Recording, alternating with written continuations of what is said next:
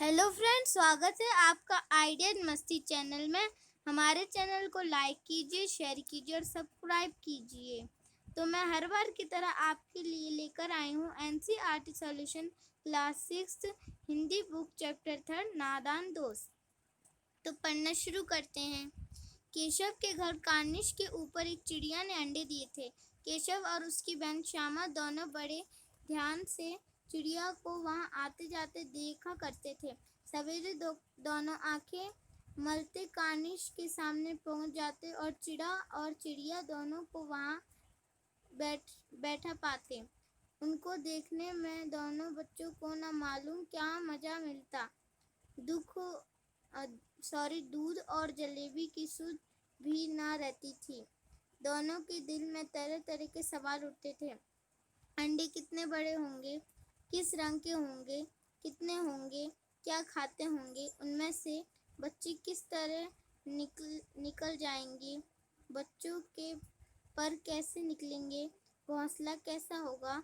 लेकिन इन बातों का जवाब देने वाला कोई नहीं।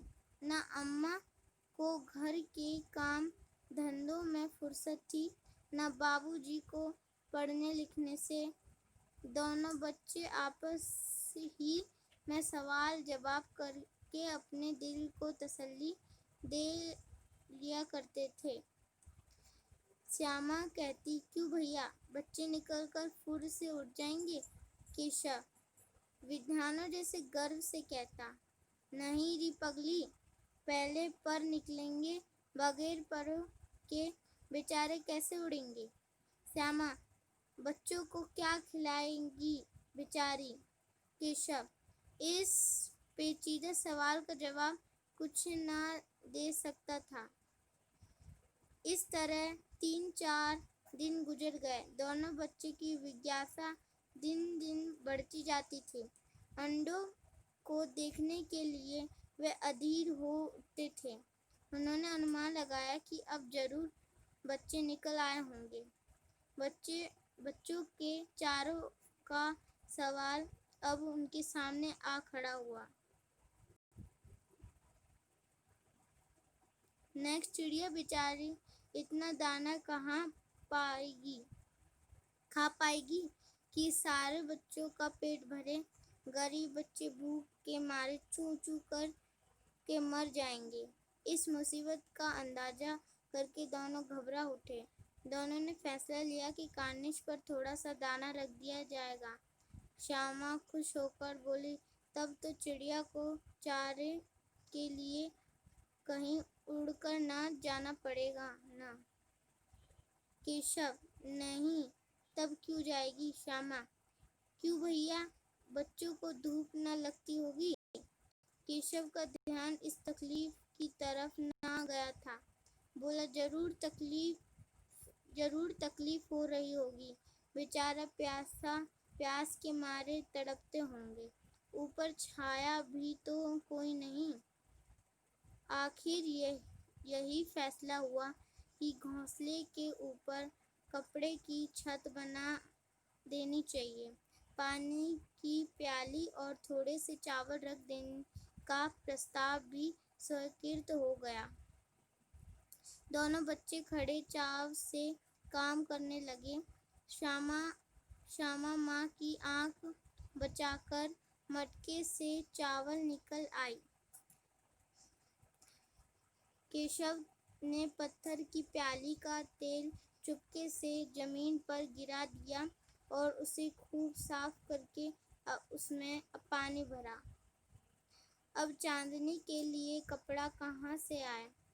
फिर ऊपर बगैर छड़ियों के कपड़ा ठहरेगा कैसे और छड़ियाँ खड़ी होगी कैसे।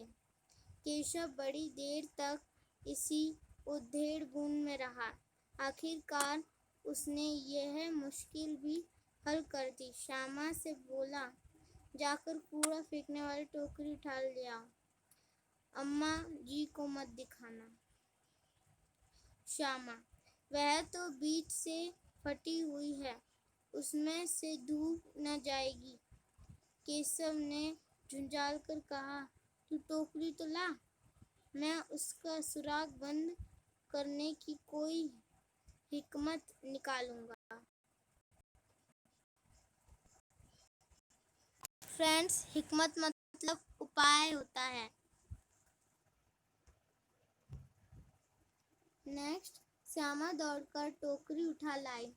केशव ने उसके सुराख में थोड़ा सा कागज ठूस दिया और तब टोकरी को एक टहनी से टिकाकर बोला, देख, ऐसे ही घोंसले पर उसकी आड़ कर दूंगा, तब कैसे डूब जाएगी। श्यामा ने दिल में सोचा, भैया कितने चालाक हैं। सेकंड पार्ट, गर्मी के दिन थे। बाबूजी दफ्तर गए हुए थे। अम्मा दोनों बच्चों को कमरे में सुलाकर खुद सो गई, लेकिन बच्चों की आंखों में आज नींद कहाँ। अम्मा जी को बहलाने के लिए दोनों दम रोके आंखें बंद किए मौके का इंतजार कर रहे थे। जो ही मालूम हुआ कि अम्मा जी अच्छी तरह से सो गई हैं, दोनों चुपके से उठे और बहुत धीरे से दरवाजा की सिटकनी खोलकर बाहर निकल आए। अंडों की हिफाजत की तैयारी होने लगी। केशव कमरे से एक स्टूल उठा लाया, लेकिन जब उससे काम न चला तो नहाने की चौकी लाकर स्टूल के नीचे रखी और डरते डरते स्टूल पर चढ़ा। श्यामा दोनों हाथों से स्टूल पकड़े हुए थी। स्टूल चारों टांगें बराबर न होने के कारण जिस तरफ ज़्यादा दबाव पाता था, जरा सा हिल जाता था। उस वक्त केशव को कितनी तकलीफ उठानी पड़ती थी, यह उसी का दिल जानता था। दोनों हाथों से कार्निश पकड़ लेता और श्यामा को दबी आवाज से डांटता, अच्छी तरह पकड़। नेक्स्ट, वरना उतरकर बहुत मारूंगा। मगर बेचारी श्यामा का दिल तो ऊपर कार्निश पर था। बार बार उसका ध्यान उधर चला जाता और हाथ ढीले पड़ जाते। केशव ने ज्यों ही कार्निश पर हाथ रखा, दोनों चिड़िया उड़ गई। केशव ने देखा कार्निश पर थोड़े तिनके बिछे हुए हैं और उन पर 3 अंडे पड़े हैं।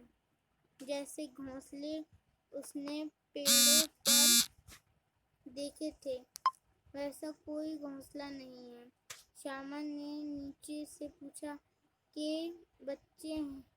कितने बच्चे हैं भैया? केशव, 3 अंडे हैं, अभी बच्चे नहीं निकले। श्यामा, जरा हमें दिखा दो भैया, कितने बड़े हैं? केशव, दिखा दूंगा, पहले जरा चिथड़े ले आओ, नीचे बिछा दूं।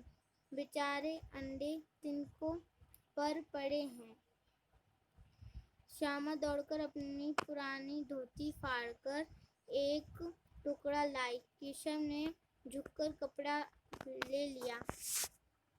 उसकी कई तय करके उसने एक गद्दी बनाई और उसे तिनकों पर बिछाकर तीनों अंडे धीरे से उस पर रख दिए। श्यामा ने फिर कहा, हमको भी दिखा दो भैया। केशव, दिखा दूंगा, पहले जरा वह टोकरी तो दे दो, ऊपर छाया कर दूं। श्यामा ने टोकरी नीचे से थमा दी और बोली, अब तुम उतर कर आओ, मैं भी तो देखूं। केशव ने टोकरी को एक टहनी से टिकाकर कहा, जा दाना और पानी की प्याली ले आ, मैं उतर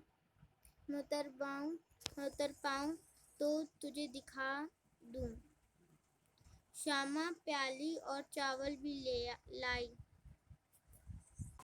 केशव ने टोकरी के नीचे दोनों चीजें रख दी और आहिस्ता से उतर आया। आहिस्ता मतलब धीरे धीरे। श्यामा ने गिड़गिड़ाकर कहा, अब हमको भी चढ़ा दो भैया। केशव, तू गिर पड़ेगी। श्यामा, ना ना गिरूंगी भैया, तुम नीचे से पकड़े रहना। केशव, ना भैया, कहीं तू गिरा पड़ी तो अम्मा जी मेरी चटनी ही कर डालेंगी, कहेंगी कि तूने ही चढ़ाया था। क्या करेगी देखकर। अब अंडे बड़े आराम से हैं, जब बच्चे निकलेंगे तो उनको पालेंगे। दोनों चिड़िया बार बार कार्निश पर आती थी और बगैर बैठी ही उड़ जाती थी। केशव ने सोचा, हम लोगों के डर से नहीं बैठती। स्टूल उठाकर कमरे में रख आया। चौकी जहाँ की थी वहाँ रख दी। नेक्स्ट, श्यामा ने आंखों में आंसू भरकर कहा, तुमने मुझे नहीं दिखाया, मैं अम्मा जी से कह दूंगी। केशव, अम्मा जी से कहेगी तो बहुत मारूंगा, कह देता हूँ। श्यामा, तो तुमने मुझे दिखाया क्यों नहीं? केशव, और गिर पड़ती तो 4 सर ना हो जाते। श्यामा, हो जाते, देख लेना, मैं कह दूंगी। इतने में कोठरी का दरवाजा खुला और माँ ने धूप से आंखों को बचाते हुए कहा, तुम दोनों बाहर कब निकल आए? मैंने कहा ना था कि दोपहर को न निकलना। किसने कबाड़ खोला? कबाड़ केशव ने खोला था, लेकिन श्यामा ने माँ से बात नहीं कही। उसे डर लगा कि भैया पीट जाएंगे। केशव दिल में कांप रहा था कि कहीं श्यामा कह ना दे, अंडे ना दिखाए। इसमें अब उसको श्यामा पर विश्वास ना था। श्यामा सिर्फ मोहब्बत के मारे चुप थी, या इस कसूर में हिस्सेदार होने की वजह से। इसका फैसला नहीं किया जा सकता, शायद दोनों ही बातें थी। माँ ने दोनों को डांट डपटकर फिर कमरे में बंद कर दिया और आप धीरे धीरे उन्हें पंखा झलने लगी। अभी सिर्फ 2 बजे थे, बाहर तेज लू चल रही थी। अब दोनों बच्चों को नींद आ गई। Third part. 4 बजे यकायक श्यामा की नींद खुली। किवाड़ खुले हुए थे। वह दौड़ी हुई कार्निश के पास आई और ऊपर की तरफ ताकने लगी। टोकरी का पता न था। शौक से उसकी नजर नीचे गई और वह अलटे पांव दौड़ती हुई कमरे में जाकर जोर से बोली, भैया, अंडे तो नीचे पड़े हैं, बच्चे उड़ गए। केशव घबराकर उठा और दौड़ा हुआ बाहर आया तो क्या देखता है कि तीनों अंडे नीचे टूटे पड़े हैं और उनसे कोई चूने की सी चीज बाहर निकल आई है। पानी की प्याली भी एक तरफ टूटी पड़ी है। नेक्स्ट, उसके चेहरे का रंग उड़ गया। सहमी हुई आंखों से जमीन की तरफ देखने लगा। श्यामा ने पूछा, बच्चे कहाँ उड़ गए भैया? केशव ने करुण स्वर में कहा, अंडे तो फूट गए। श्यामा, और बच्चे कहाँ गए? केशव, तेरे सर में देखती नहीं है, अंडों में से उजला उजला पानी निकल आया है, वही तो 2-4 दिनों में बच्चे बन जाते। माँ ने सोटी हाथ में लिए हुए पूछा, तुम दोनों वहाँ धूप में क्या कर रहे हो? श्यामा ने कहा, अम्मा जी, चिड़िया के अंडे टूट पड़े हैं। माँ ने आकर टूटे हुए अंडे को देखा और गुस्से से बोली, तुम लोगों ने अंडे को छुआ होगा। अब तो श्यामा को भैया पर जरा भी तरस न आया। उसने शायद अंडों को इस तरह रख दिया कि वह नीचे गिर पड़े। इसकी उसे सजा मिलनी चाहिए है, बोली। इन्होंने अंडों को छेड़ा था अम्मा जी। माँ ने केशव से पूछा, क्या रे? केशव भीगी बिल्ली बना खड़ा रहा। माँ, तू वहाँ पहुँचा कैसे? माँ ने कहा, तू वहाँ पहुँचा कैसे?